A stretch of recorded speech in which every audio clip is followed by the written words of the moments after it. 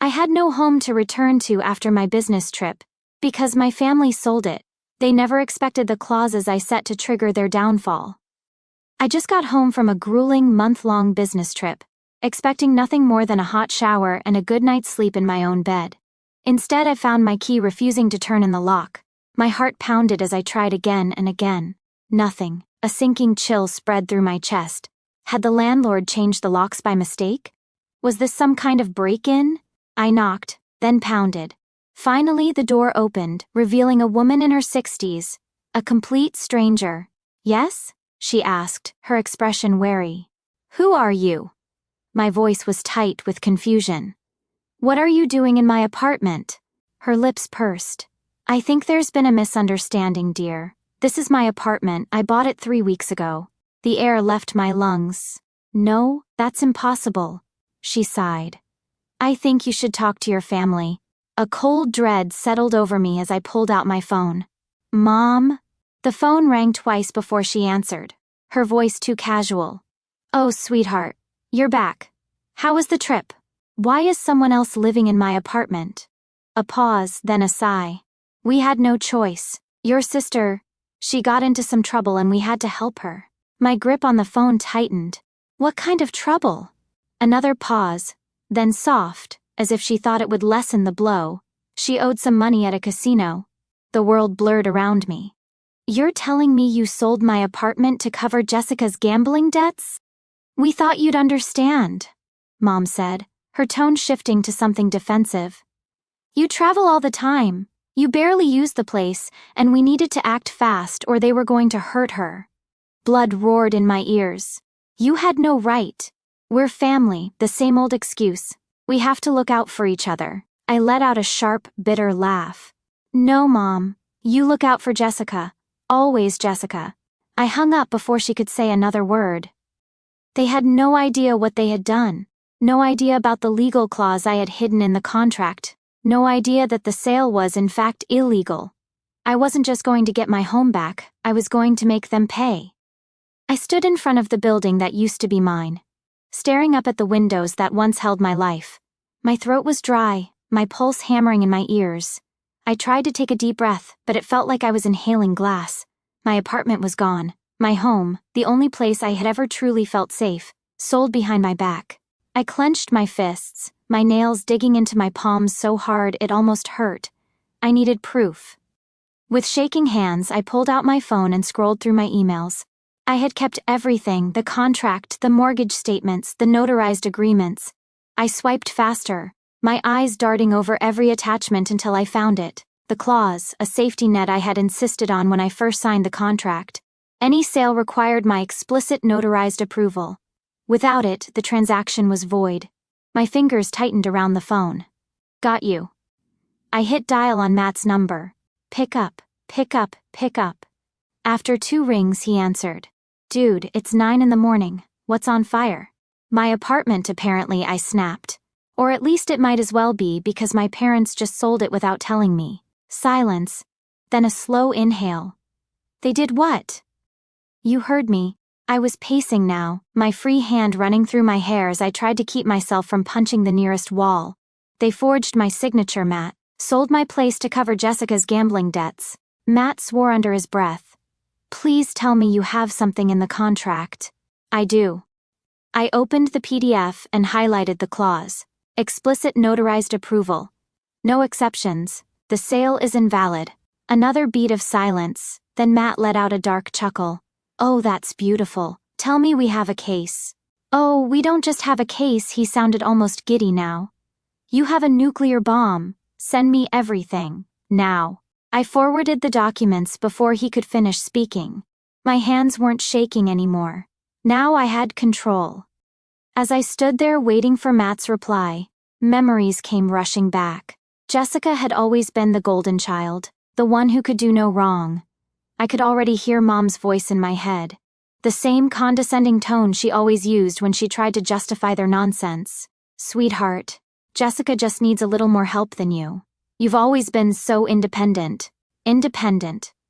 What she really meant was, "We know you'll survive, so we'll keep sacrificing you for her." I thought of my 5th birthday. The bright red bicycle I had dreamed of for months. The one I barely had for a week before Jessica whined that she wanted it, and just like that, it was hers. You're the big sister, let her have it. I thought of high school. The awards I brought home, the competitions I won. The way my parents barely glanced at my achievements, because Jessica had just discovered she wanted to be a singer that week. I thought of university, how I worked 2 jobs to afford my tuition while Jessica dropped out 3 times, blew through thousands of dollars, and still had my parents covering her every mistake. Every time it was the same story, and now they had taken my home. They had underestimated me, and that was their biggest mistake. My phone buzzed. Matt? We have a case. I exhaled slowly, a dangerous calm settling over me. Good. Let's make them regret this.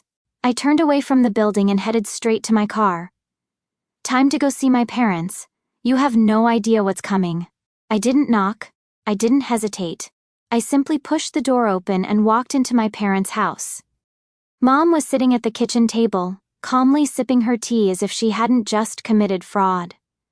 Dad was on the couch, eyes glued to the television, completely at ease. And Jessica, she was sprawled out on the other couch, scrolling through her phone, looking as carefree as ever. The sight of them, calm, comfortable, completely unbothered, made my blood boil. Mom noticed me first. Sweetheart, you should have called, we weren't expecting you. Cut the act, Mom. Silence. Jessica glanced up, confused. Dad muted the TV. Mom pursed her lips in that familiar way, like she was about to feign innocence. Not this time. I tossed a folder onto the table. You want to explain this? Mom frowned. What is this? The contract for my apartment. I leaned in, hands pressed against the table. The one you illegally sold. Dad shifted uncomfortably. Now listen, No. You listen. My voice was sharp, unyielding. You forged my signature. You sold my home without my consent. You stole from me. Jessica let out a loud sigh, tossing her phone aside. Oh please, you're being so dramatic. It's just an apartment. It's my apartment. I turned my glare on her. And you're the reason it's gone. She rolled her eyes. You travel all the time, you barely even live there. That's not the point. My voice rose, trembling with fury.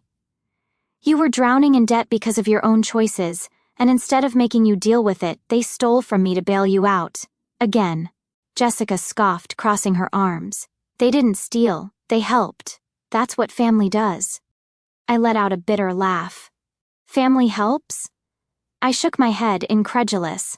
Like when I helped cover your rent, or when I paid off your last credit card debt, or when I bailed you out of trouble years ago. Funny how family helping only works one way. Jessica's face darkened. That's different. No, it's not. My hands slammed against the table, making Mom flinch. You don't get to keep making mistakes and expect me to clean up after you. Not anymore. Mom inhaled sharply. Watch your tone. I turned to her, eyes burning. Watch my tone? Really? She gasped at my intensity. You stole from me, Mom. You forged my signature. You sold my home behind my back to fix her mistakes, and you want me to be polite? Dad sighed, rubbing his forehead. Look, we understand you're upset, but what's done is done. I smiled, and that's when they should have realized they were in trouble. No, Dad, I said, voice dangerously calm. Nothing is done. Because you clearly didn't read the contract. Jessica frowned. What? I slid a single sheet of paper across the table, tapping the highlighted section. The sale was illegal. Mom's face turned pale. That's not possible. Oh, but it is. I grinned. The contract required my notarized approval, which means the sale is void. And the buyer, he's pressing charges. Jessica sat up straight. What do you mean pressing charges? Without a word, I pulled out my phone and played a voicemail from my lawyer, loud enough for the whole room to hear. We filed for fraud. The police will issue a warrant soon. Your parents will be served within 48 hours. Mom let out a sharp gasp. Dad's face drained of color. Jessica. She looked like she was about to faint. No, no, no. Jessica jumped up, shaking her head. You wouldn't do this to Mom and Dad. I stared at her, unflinching. I already did. And they'll have to face the consequences. Mom's voice trembled. Sweetheart, please. We didn't mean to. Save it. I grabbed my folder and turned toward the door. I'll see you in court. And with that, I walked out, leaving them to deal with the consequences of their own betrayal. I stepped outside into the cold night air, inhaling deeply as the noise inside faded behind me. The muffled shouts of my parents, the panicked screech of Jessica, the hushed whispers of stunned relatives. None of it mattered anymore. The chaos that had ruled my life for years was now their burden to carry. For the first time in a long time, I felt something dangerously close to peace. My hands still trembled slightly from the adrenaline. My heart pounded in my chest, but the storm inside me had settled. I walked slowly to my car, each step feeling heavier than the last. The weight of what had just happened, the confrontation, the truth finally thrown in their faces, was sinking in. I had spent years playing the role of the responsible one, the fixer, the person who held everything together while my family pulled me apart, and yet they still had the audacity to betray me in the worst way possible, convinced I would simply take it like I always had. But not this time. I slid into the driver's seat, exhaled sharply, and pulled out my phone. Matt's name flashed on the screen, and I answered immediately. You good? His voice was steady, calm. Better than ever, I replied, gripping the wheel. Did they get the final notice? There was a short pause, then a low chuckle. Oh yeah. It hit them like a freight train. Your parents have 3 weeks to settle the lawsuit with the buyer, or they're going to court, and Jessica... He let out a whistle. She's got bigger problems. I frowned. What do you mean? Matt sighed. Turns out she didn't just rack up gambling debts, she took out loans, and not from a bank. These are the kind of people who don't send polite reminders. I stared at my reflection in the rearview mirror. Jessica had always been reckless, always careless, but this was on a different level. How bad is it? Bad enough that she's running out of time. If she doesn't come up with the money soon, well, let's just say she's in serious danger. I exhaled slowly, drumming my fingers against the steering wheel. A few months ago, I would have immediately asked how I could help. I would have found a way to fix it. But now? She's on her own, I said simply. For the next few days, there was nothing but silence. No calls, no messages. Maybe they finally realized there was nothing they could say to justify what they had done. Maybe they thought if they ignored it long enough, I'd come crawling back, ready to forgive them like always. Then, on the 4th day, my mother finally cracked. My phone buzzed 6 times in a row before a voicemail popped up. Sweetheart, please. We made a mistake. We're still your parents, we love you. Please just call me back. Her voice was soft, trembling, like she was the victim in all this. I stared at my phone for a long moment before setting it down, unheard. An hour later, a text from Dad. We can fix this. Family is more important than money. I actually laughed out loud. Funny, you only say that when you're the one losing money. Jessica, of course, was the most predictable. You ruined us. I hope you're happy. You're the selfish one, not me. I blocked her number. I had wasted enough of my life trying to be the responsible one, the fixer, the reliable sibling who would always clean up their mess. That person no longer existed. A week later, I was sitting in a quiet cafe, scrolling through apartment listings, when my realtor called. So, she said, excitement in her voice. Are we ready to finalize the purchase? I looked down at the paperwork in front of me, the contract, the keys, the blank signature line. I had spent my whole life sacrificing for people who would never do the same for me, and now, for the first time, I was putting myself first. I picked up the pen and signed my name. Let's do it. 2 weeks later, I stood in the doorway of my new apartment, a fresh set of keys in my hand. It was modern, spacious, with floor-to-ceiling windows overlooking the city. A fresh start, a life that was mine. I walked inside, ran my fingers over the kitchen counter, let my eyes wander over the empty space that would soon be filled with new memories. My memories, built without them. A month passed. I heard nothing from my family. Then, late one evening, An email arrived from an old family friend. Subject: Have you seen this? Attached was a news article. Local couple faces fraud allegations after illegal property sale. Daniel and Margaret Carter, longtime residents of Oak Ridge, are currently under legal scrutiny following allegations of fraudulent real estate transactions. Sources confirmed that the couple illegally transferred ownership of their eldest child's property without consent, leading to financial and legal consequences. I leaned back in my chair, rereading the words. My parents, who had spent years caring about appearances, about what the neighbors thought, about their reputation in the community, were now the center of town gossip. I closed the email and smiled. They wanted to take everything from me. Instead, they lost everything themselves. It had been a year since I last saw them. 12 months of silence, 12 months of peace. At first, I thought about them more than I wanted to admit. Not out of guilt or regret, those emotions had burned out long ago, but out of a lingering sense of disbelief. I had spent so much of my life tied to them, always the one picking up the pieces, always the one expected to sacrifice for the good of the family. And now they were nothing more than ghosts. Every once in a while, I'd get an email from an old neighbor or a distant relative who had finally caught up with the gossip. Some were curious, others judgmental, throwing around words like family loyalty and forgiveness as if those things had ever been extended to me. I ignored every message. I owed no one an explanation. They made their choices, and I made mine. But then, exactly 1 year to the day since I walked out of their house, an email arrived in my inbox from Jessica. I stared at the screen for a long time, my fingers hovering over the delete button. I should have ignored it, but something made me open it. Subject: Please read this. I know I'm probably the last person you want to hear from, but please just read this before you delete it. Everything is ruined. Mom and Dad lost everything. The fraud case drained them completely. They fought it at first, but you made sure there was no way out, didn't you? The house is gone. They tried to keep it, but with all the debt and legal fees, it was impossible. Mom's living in some tiny apartment on the other side of town. She works at a grocery store now, bagging groceries for people she used to invite to dinner parties.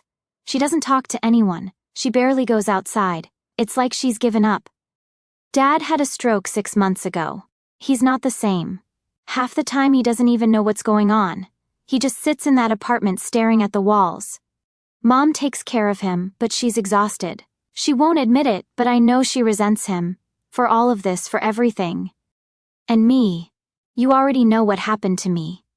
I lost everything too. My car, my credit, my job. The people I owed money to didn't just go away.